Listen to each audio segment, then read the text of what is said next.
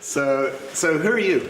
I'm Meron. I'm the CEO of Meta. Really excited to show you our home. Yeah, it's a very unusual place to put a startup because I've been to startups all over the world, and Definitely. there's a few startups that are in mansions or in houses, but even TechCrunch, right, used to be in a mansion in Woodside, but this is definitely, it takes the cake. It beats all those by far. And who are you? I'm Ben Sand. I'm COO of Meta. Yeah.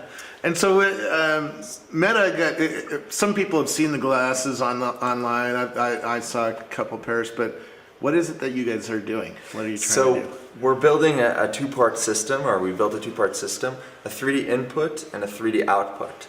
So the 3D input is based on depth sensors of various kinds. We're loaded with sensors, and they replace the keyboard and the mouse in wearable computing. So you could just reach out and naturally grab holograms and stick them on parts of the real world using that part. And then the 3D output is a stereoscopic pair of see-through augmented reality lenses, state of the art. These things used to cost hundreds of thousands of dollars, and we're actually bringing them out of the military. Just about 2 months ago, just the lens component of our system would cost $11,000, and now we've obviously brought that down significantly. So the 3D output allows you to, of course, paint graphics on regions of interest in the real world. So again, 3D so input, true augmented reality. True augmented reality. And we're seeing a lot of wearables come out. Google Glass is probably the most famous one, but I've seen motorcycle helmets with little things, ski helmet. Honda reached out. They want to do some motorcycle stuff with us, but truly, the modern definition of augmented reality, the ability to take digital information and register it to parts of the real world. Well, this is the first pair of, this is the first headset that can achieve that. In fact, the guy that sort of pioneered the term augmented reality, as it's commonly known, Steve Feiner, is on our team. Steve Mann, the inventor of wearable computing, is on our team. We have some really, really awesome announcements of more cool people that are joining our team now. And this is it. This is kind of the Tony Stark experience. When I talked to the guys who started Pixar, they talked about that they knew 20 years ago that they could do digital films, and they needed to wait for Moore's Law to flip a few times. So that's exactly what happened here. And is that what's going on here? Exactly what happened here. So I was doing stuff in the military in 2005, and the bill of materials was millions, and I was waiting for it to drop sub $1,000. The moment that happened, I basically jumped on it with all of my might. I was there with Steve Mann and Steve Feiner at the time because I had so long to find the key players in augmented reality. But by the time was right to incorporate this company, I was there with a real dream team of people. It's kind of like Woz was waiting for DRAM to be cheap enough. We were waiting for these optics to become cheap enough. And it happened. And it's been a dream ever since. I mean, we've grown to 35 people in the last year, and it just... It still is a little ways from being a real consumer. I mean, you can see it hooked up. Like, I just saw the Oculus Rift yesterday, and that's a wearable computer. Sure. You're going to sit on your couch or in this new stand that you're going to be able to do some augmented reality. Sure. But you're not going to walk around the world the way you are with Google Glass. You're really aiming after the world where I walk around with this thing, right? Right. So we're creating an indoor device. Okay. But you do indeed walk around with it. We have this very powerful pocket PC, or pocket computer, which connects to the glasses and allows you full access to your indoor environment. But I'm not going to wear that to the mall or to a classroom. You could actually, in fact. You could. There'd be no reason why not. We're putting a lot of industrial design to actually make this device look more socially acceptable than Google Glass, and you could see that in our latest Meta Pro. We're just creating the most powerful wearable computer out there, both in terms of sensors, CPU and GPU, field of view, the kinds of people who are contributing to this project, our love for this project. We're really trying to wrap it all together. Its affordance is going to have some use cases right now. Definitely. You talked about SpaceX wanting to get it to look at CAD drawings in a new way. Correct. With those, Correct. So there's the use cases are primarily gaming. I mean, we have so many thousands of gamers who reached out and bought the Meta 1. They want to just be able to play laser tag or tabletop gaming with each other. This is a first computer which is collaborative, allowing both of us to play with each other's digital information from different perspectives while making eye contact. I mean, could you And believe that's that 10 years ago? That makes you different than Oculus Rift. And 'cause Google Glass, they're both inherently antisocial experiences. You're pulling away from eye contact when you're looking at the digital information. In fact, the sort of the statement that you're making with Google Glass is, it's more important than our conversation that I look at this other information, and I'm not sharing it with you right now. So this is more important than you right now. Yeah. And what we're trying to do with Meta is make it more interpersonal. And look, a text message just appeared between us. Let's edit it together. Let's kind of make it a collaborative experience. And I think a lot of people are getting excited about that, and gaming especially. Yeah. I'm definitely interested in the augmented reality gaming. I was playing with Oculus Rift yesterday, and it's really an immersive situation. But you have a full black screen in front of you. You can't see the real world. Right, exactly.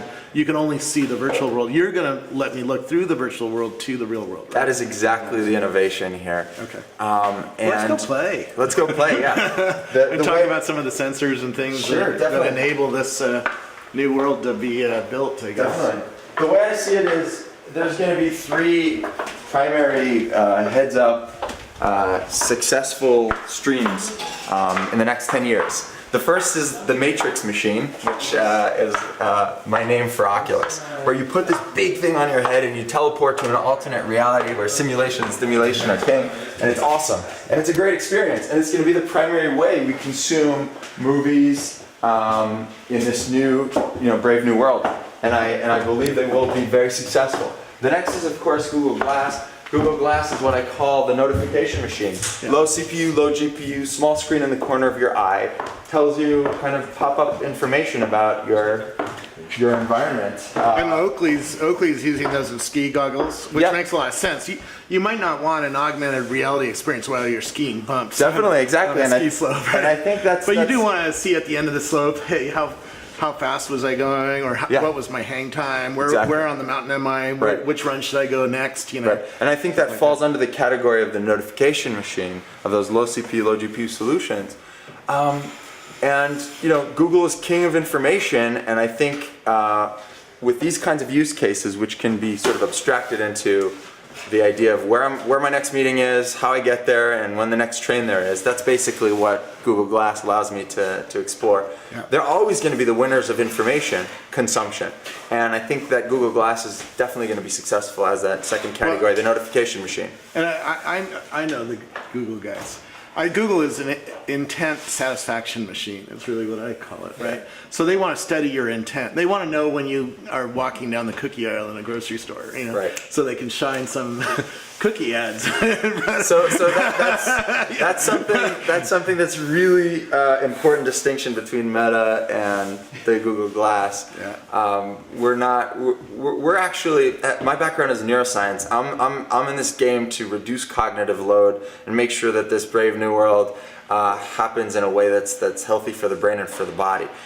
So I would actually focus on removing clutter, and I think it's in the best benefit of a company that makes so much of its revenue from advertising to add more information to your field of view. And that's another distinction. We're going to be very, very careful and actually make sure that advertisements are way more minimally inserted into this. And they're trying to do that too over at Google, to be fair. Totally, yeah, just AdWords and... We need to know what their business model is with this. I have a feeling that Google Glass is going to be a commerce business model, because I want to sit at the Ritz and say, hey, bring me a beer. Totally. And if they can make that happen, then all of a sudden they get $1 and the Ritz gets $2 and I'm happy. I have a beer in my hand. I mean, Google's awesome. I don't have to get up and wait in line and all that. Google just makes life more automatic. And more sort of easy on us. What Meta's concerned with is the creative aspect of computing. It's about designing things, inventing things, being immersed in our environments, and using 3D computing to augment the upper part of our intelligence, and not to tell us sort of turn right, turn left, 5 stars on this next thing, you should buy this because it's better than that, and you should get a TaskRabbit to do this job for you with that, etc. So really, we're here as the third category of wearable computing, which is what I call the natural machine. Yeah. The natural machine uses other people in your environment itself as part of the app. So it's a see-through augmented reality experience. We overlay information on the real world, allowing you to interact with it in really, really natural ways. It is the Tony Stark experience, but it's much more than that. It's a new. Are you constrained by battery life, or are you even trying to take on the battery issue? Right. Because you said it's for inside use, or Right. I could certainly see using it like at a workstation, or like if I was trying to work at Chevron, instead of having a bunch of screens in front of me, I'd want to wear this and float through the oil field, right? Sure. And try to discover a new pattern. Definitely. That means I'm going to be standing in a room, and I'm probably going to have power nearby. Right. And I'm probably only going to do it for, an hour at a time. And Sure. I might even have several, or Sure. 3 or 4 of them. I might have replay. I don't even know what. We should see the glasses so we have some context. So this before is we start asking all the stupid questions. This is questions. the Meta Pro, the initial mock-ups that I built. I designed the device, and this is the first outer shell prototype which we built. Yeah. And this is what the actual device is gonna look like in 6 months when we finish it up. But we created a functional prototype with all of the awesome optics and audio engines and everything that we promised on our website. Yeah. And we're going to show you the functional one now. Okay. Now building that is going to be a little bit of a challenge because the size of the computer and the projectors. Let me show you how we do it. Okay. Please take care on these stairs. Yep. They're skinny. Oh, look at this. So this is where augmented reality begins. Wow, this This is the cathedral. that's what I'm saying. This is the craziest startup I've ever seen. Well, How are you doing? Who are you, by the way? Karen, good seeing you again. Yeah, how are you? Karen is our vice president of logistics, Yeah. and she makes sure this company remains organized. What we're going to see down there are all the algorithms that make this happen. All right. And I'm actually going to take you really up. Is there anything secret that I shouldn't be shooting? Nah, we're pretty good. We're pretty good. So one thing I'd like you to do is show the Meta Pro, which is our next generation device. All It's loaded with the best sensors commercially available and the best materials. Now, how many people have seen this so far? Very few, yourself and a number of others. Yeah, and the optics inside of it. Of course, none of this is shipping with. This is just a prototype, but. These optics used to cost $11,000 only a few months ago, and they come from fighter pilot HMDs. So they come from F-16s and A-10s, and Tell me about the resolution. 'Cause Sure, I it's know that 720. Yeah, this is full HD. yeah, so it's 720p. Because It's the Google Glass one is like 320 by 240. Exactly. It's really, really low resolution. and noteworthy is that we are 16 times larger than in terms of viewable area than Google Glass, 16 times. But we're still maintaining that 720p resolution. So, I saw several other sensors on the front. Are you doing like a 3D kind of sensor? oh or- man, this is loaded with sensors. Tell me so about we have several RGB sensors for stereo tracking. We have depth sensors, IMU, so gyro accelerometer, compass. We're loading this thing with everything that developers need to build awesome apps now, instead of having to wait for the next iteration of Google Glass where they might add another sensor, etc. Our philosophy, instead of make it sexy before it's useful, is make it whatever size it needs to be, and then let Moore's law sort of shrink all the sensors together. And therefore, our developers are going to have much more use cases and much more flexibility in designing the apps of their dreams from Meta 1. And things are just going to shrink. And you see that with Meta Pro, right? If you look at Meta 1, which we're going to take a look at now, and it's being assembled downstairs, it's much larger, and it's what the state of the art was 3 months ago. And here we are with Meta Pro stuffing this into the form factor of Ray-Ban Aviators.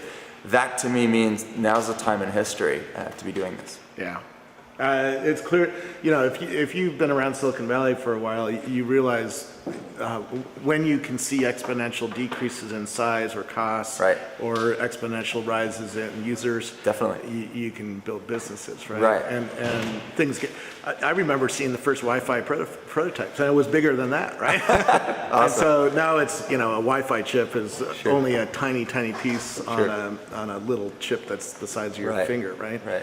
It's crazy, and the signals that gave me the feeling that now's the time are the growth in number of companies doing 3D sensing.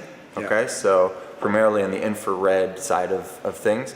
So you have the Leap Motions, the Prime Senses, the Soft Kinetics. These guys are popping out of the woodworks now in this last year and miniaturizing their sensors so quickly. And also the growth in the number of companies that do the notification machine category of wearable computing. So there's suddenly like dozens. Recon Instruments and Google Glass. Exactly.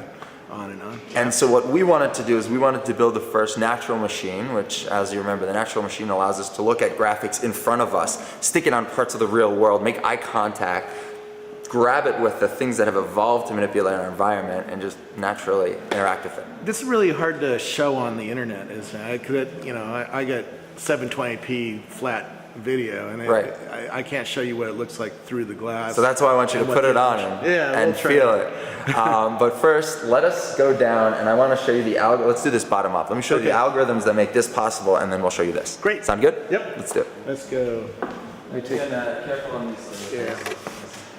Now we're downstairs. We're in the Meta Cathedral. So what are all these Epson? Oh, these are, they build our optics for the Meta 1, which we're going to see the assembly line of. Okay. We're really proud of the way we build things here. It's the fastest learning assembly line, manned by some of the smartest people that man assembly lines. These people are all software developers, and they're building our glasses, and they're also going to be providing support for our Meta 1 people. How does it work? Awesome Industrial 3D printer builds our shells, our latest shells. They come out down here with these support materials attached to them.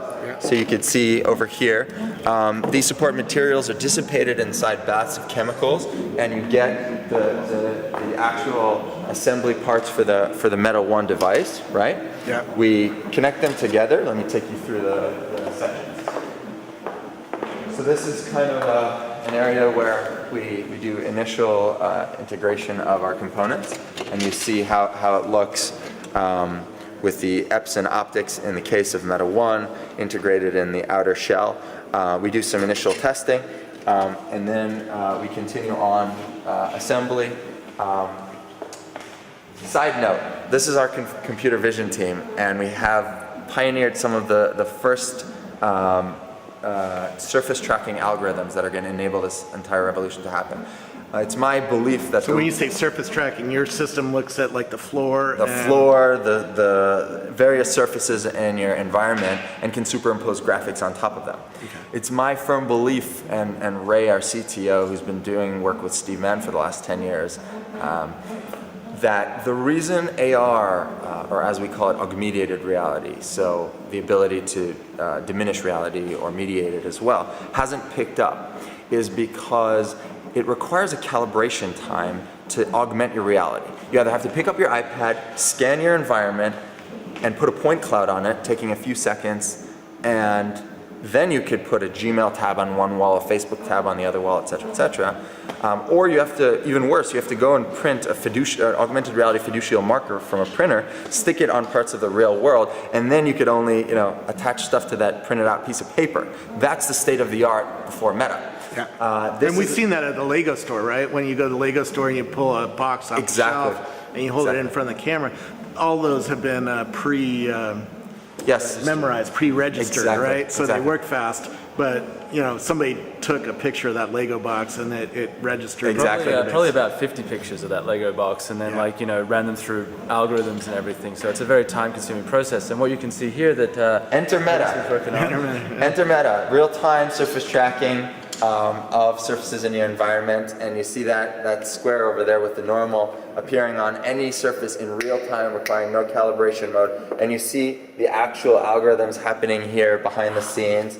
The segmentation, the work with the depth map. We work not only with the depth map, but with a bunch of other sensors to create this real-time tracking. Your floor is being tracked right now. So now you can enter the room with our glasses, and with zero calibration at all, we slap a Gmail tab on this wall, a Facebook tab on the other wall. On the character mode screen, what's going on there? What's happening underneath? So that square is attaching itself, the graphical square is attaching itself to surfaces that it detects in real time, indicating to us that you could use that surface as what we call a canvas, an augmented reality canvas. So I could put a 3D rocket part now with our glasses. I could just dump it on any one of these surfaces and it sticks and it remembers that it was there. So I could then walk around my environment like Tony Stark and I have these objects stuck to the environment, registered in true augmented reality form.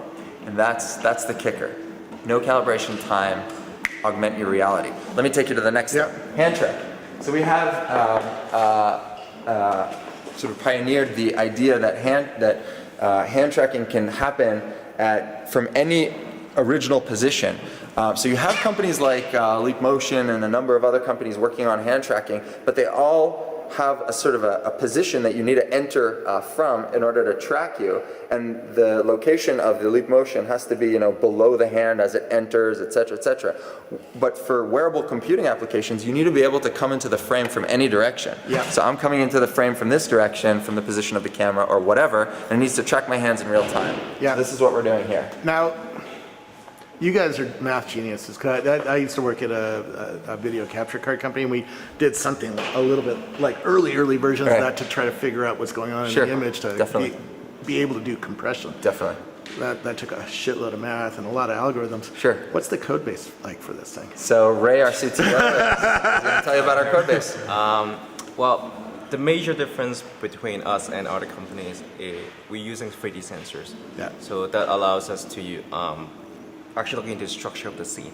That's a major difference. Why we don't need features. So now, it's featureless tracking, but get into the code base. The code base, well, what it involves right now is looking at 3D structure, we basically extract the normals.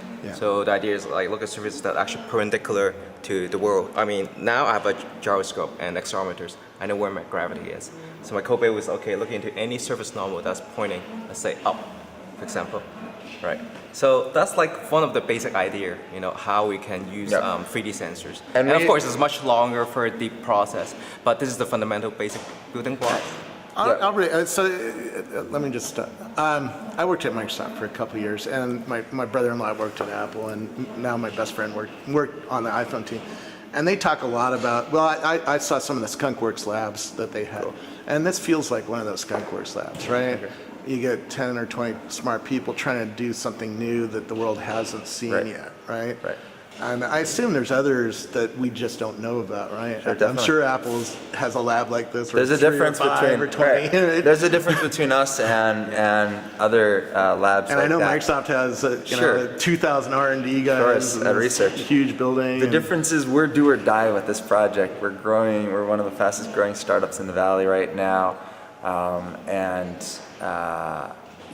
so for us, it's like we're betting our whole careers, all of us, on this. And people are coming to us, giving up $250,000 jobs from Google to join us, and they're betting their careers on this. And so this is it for us. So we're going to make it happen, and we invite you to track that progress. And I'm really happy you're here. Yeah, no, this is crazy. As opposed to a big company which could have that kind of research and development, but it's so disconnected from its core. We're really seeing a paradigm shift here, and it's not just you guys. I wrote a book about this, right?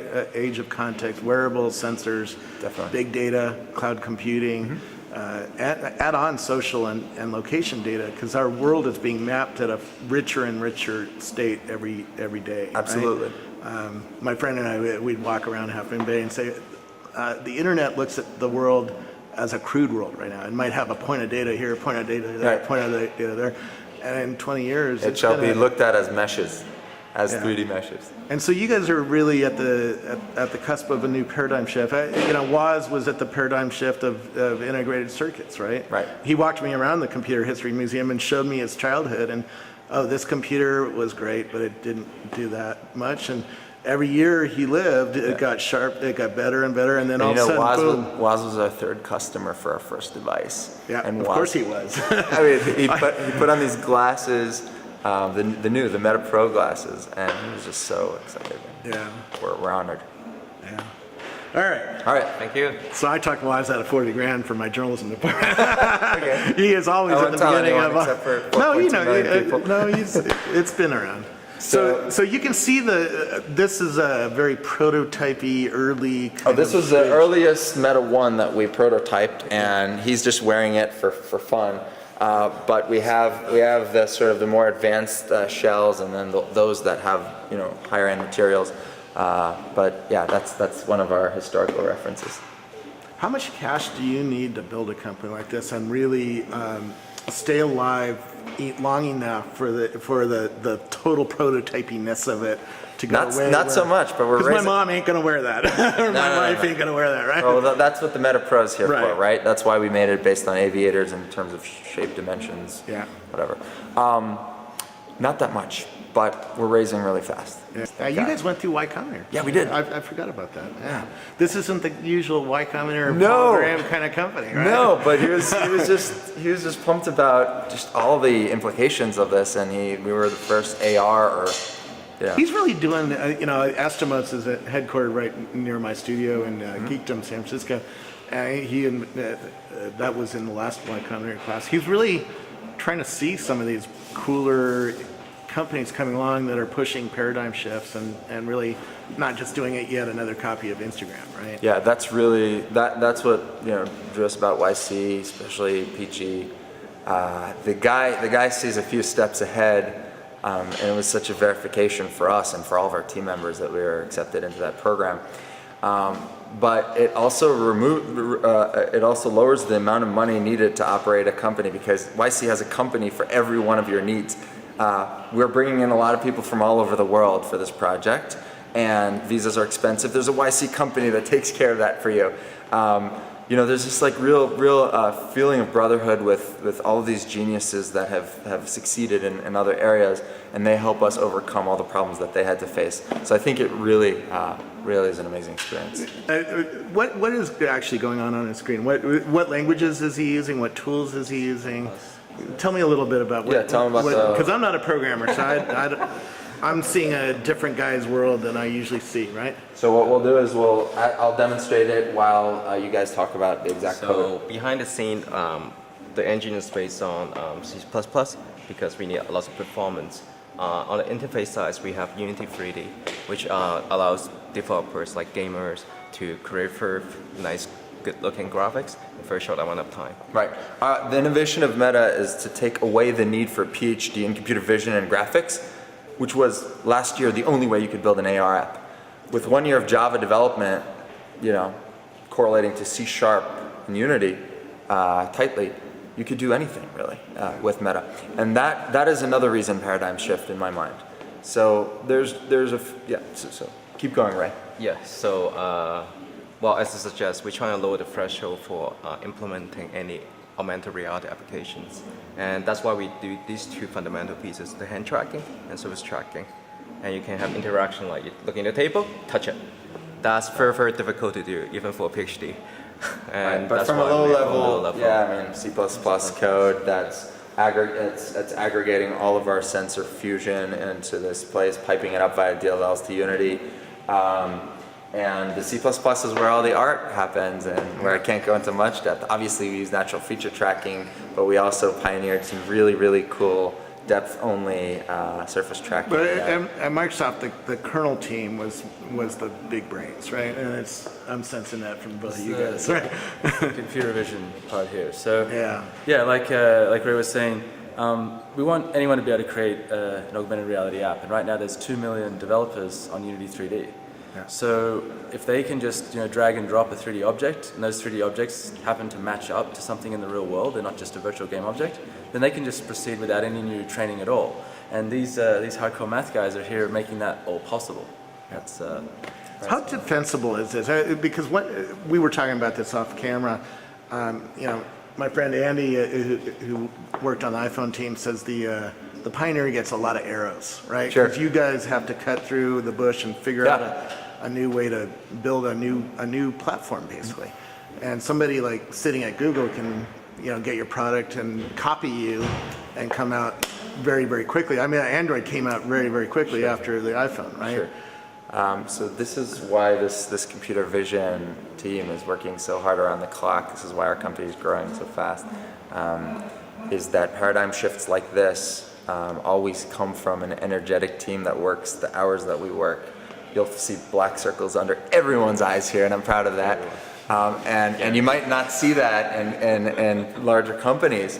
We're so inspired. You guys even because live here, right? we That's do. why you bought this unique property, and we walked around it. Right, we're renting, but Oh, okay, Yeah. rented. yeah, but we live and work here for that exact reason, because it's our baby, man. We can't leave it. It's not like your office place where you come to and it's like, okay. It's like we know that we have our paradigm to change, and it's gonna be us or one of these big companies. Big company like Google might, want to stuff a lot of information in front of you for whatever motivations related to advertisement or however they make their money. And I'm a neuroscientist, and I fundamentally believe that cognitive overload and just interfaces that aren't well thought out are not the future. And if I let one of those big companies do it, then we're not going to have the impact that we need. You guys are really building a new platform. I mean, if I visited Microsoft in 1989, there would be a room like this, and they would be trying to build a new kind of Windows, right? Mostly because Apple was already there, and they were trying to copy them. But I'm speaking in part tonight, right? That's where the Macintosh really was invented, right? And so there was a room like that of people who were thinking about the future. But those people were building platforms. They didn't know, that PageMaker was going to, well, one of them did actually know what PageMaker might come around. Yeah. But he didn't build PageMaker, somebody else did. What are you building a platform? Definitely. So that developers can build things that let me drag pictures out of Dropbox. From the ground up, this is a platform. Computer vision is on the bottom, and arguably firmware with our sensor fusion is under the layer underneath that. And the layer above that is just these DLLs piping it to our graphics engine. But we're just making it really easy for developers to invent the user interaction techniques of tomorrow. So yes, this is a platform. It's going to have an app store. We already have hundreds of people just trying to let us know what apps they're going to build for us. So we actually created a section of our website for those people. And it's exploding with the most incredible ideas that I couldn't predict. And I know that someone's going to invent a killer app for this, or several. I know that we came up with one that's pretty cool. The idea that you can open your hand and see a stereogram of your, say, iPhone in your hand, and you can interact with it and control it with your other hand. And for the first time have a weightless iPhone. And that's pretty arbitrary for us to design. Wait a second, you're going back to skeuomorphic design in a whole nother way. Right? Exactly. Yeah. We're gonna slap you around a little bit. Get rid of the skeuomorphism. Why do we need a virtual iPhone? No, think bigger than that, right? Because we're thinking way bigger than that, and we're acting. But we want to let people know that they could enter this brave new world without saying goodbye to the devices that they love. Yeah. 99% of the apps that we're developing are, in fact, the sexy apps. But VisiCalc wasn't sexy, right? It was necessary. And which hit another question I have. Sure. When you come out with a new paradigm, it takes people time to change, right? To get used to it, to dream about it, to think about new things to do with it. Where do you? Steve Mann, your advisor, and Thad Starner. He's our chief scientist. Yeah, Thad Starner, who did the Google Glass, he designed the Google Glass in 1991. I read his thesis project. How many years is it going to be? Arguably, it was Steve Mann in 1978 who built a helmet with a very similar looking cube of glass and more sensors than Google Glass. 1978. All right, but let's not get into that debate. But my point is that it took 20, 30 years for their bleeding edge idea to get out of their head and into a product I could hold, right? And I could put on my face. Yep. And what's in your head that you want to build that these guys still can't build? So if 20 years from now, we're just at the right time. We're at the right Scoble, I finally built what I was thinking actually back in 2013. Right. We're building it right now. I mean, my dream is coming true right now. I don't have to wait any longer. You won't have to wait 20 years. And the kind of ideas that are actually being prototyped right now are just everything that we wanted. But here's my answer to your original question. It takes time to change paradigms, right? Luckily, science fiction for the last 30 years or more has been dreaming about this and knew exactly what people want. And we're just designing what people want, okay? Iron Man, Avengers, the fact that it's the third top grossing movie in history, there's a reason for that. It's because those interfaces are inspiring to people. And so humanity has been dreaming about this for 30 years. I made it cheap enough and arguably sexy enough for people to wear, and it's happening right now. So I don't need that buffer of time from now until the future to prove to people that this is the right form factor, because, hey man, like people have been wearing HMDs in movies, and it's just been, so humanity wants this already. That's my thesis. Moore's Law ain't going to slow down. I mean, it is slowing down in some ways, but the sensors that I've seen coming out of the R&D labs are just mind-blowing. What is going to be possible for you as an entrepreneur in 5 years that's not possible today? I think that something that feels or looks a lot like contact lens right now is going to hit our faces in 5 years. You think it's that close? That close? Yeah. Oh yeah. Yeah, I do. Obviously, to build this company, I've been in this industry for 5, 6, 7 years, and I only incorporated this company in this last year because I've been following all those graphs, right? And the graphs lead to around 5 years from now, us having those kinds of experiences. It might not be exactly an invasive sort of lens that looks like that, or maybe it'll be a machine that you just look at in the morning and it slaps something on you without you feeling, or something as small and discreet as a contact lens that actually does have a frame. I can't and won't predict, but I do know that it's going to be in that form factor. And by the way, I'm a neuroscientist. The world is speeding up. I interviewed Doug Engelbart before he died, which was really a thrill for me. Wow. But he showed the world the Macintosh really in 1969, and then it took till '84 to ship it. Sure. Right? So it took a long time, and he got kicked out of his own research lab, by the way, which is amazing. A crazy story. But he explained, go back to the context of the 1970s. Nobody thought that they would have a computer in their pocket, much less on their face, right? But the world is speeding up. Sure. Do you see it slowing down, or do you? No. It's getting crazier. Is it getting crazier because we're all connected now? It's getting crazier. I think it is. I mean, Twitter has a 500 million tweets a day, right? Yeah.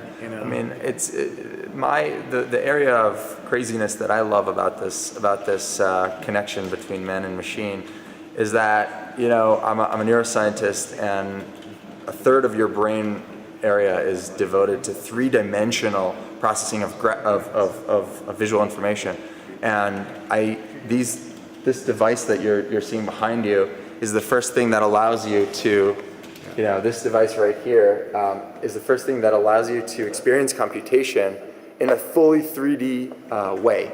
And that's why I think that Moore's Law is not alone in this mission to make sensors smaller and more suitable for devices like Meta. It's demand from the market, and demand from the market is fundamentally coming from the brain. We want to see three-dimensional objects in space. We want to interact with them naturally, with things that have evolved to manipulate our environments. And Moore's Law is helping that paradigm along. So indeed, it's only going to get more 3D now. Like you said, you predicted that the world would become sort of mapped in meshes. Well, to do that, you're going to need a lot of people wearing things like this.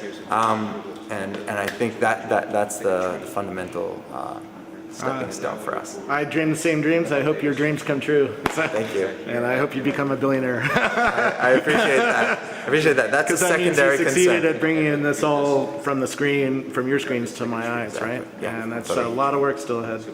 Oh, definitely. We're inspired and we're psyched, and we're going to do it. Thanks. Thanks a lot. So I'm meeting all the engineers here at Meta. Who are you? So I recently finished my master's in Arizona State University. My specialization and my research is into computer vision and machine learning. So the first time when I saw the website of Meta, I was, okay, this looks almost like science fiction, and I was very interested.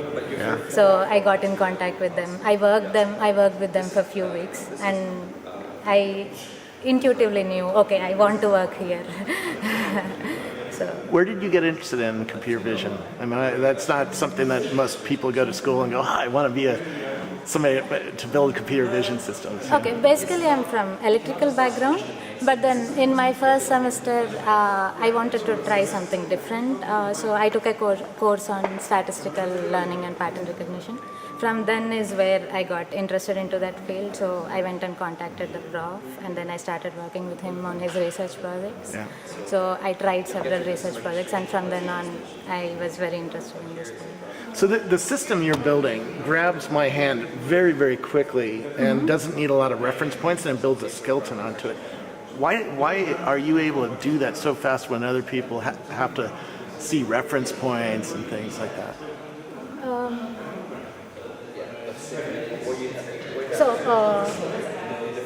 We don't need any calibration. Yeah. So, That's what I'm saying. It's fast. That's what he's asking. You can explain. What was the breakthrough? High level of the algorithm. Yeah, what in a general high level, what was the breakthrough that let you do that so fast? Okay, so we are looking at only what is required for us. I mean, once we have the mass, the information on the skeleton gives is very useful. Like we have everything, the fingertips and the length of the fingers and all. So This lets you do a new gestural kind of computing with the other people on the team, right? yeah, we are working on that. So I'm going to see that in a few minutes. Val can explain how we do. Thanks so much for Sure. The hand tracking with no calibration and position and Let's go bearing. see it, and then we can come back. Because once I No play problem. with it a little bit, I'll probably Let's do it. have some more questions. Thanks so much. Awesome. Thanks.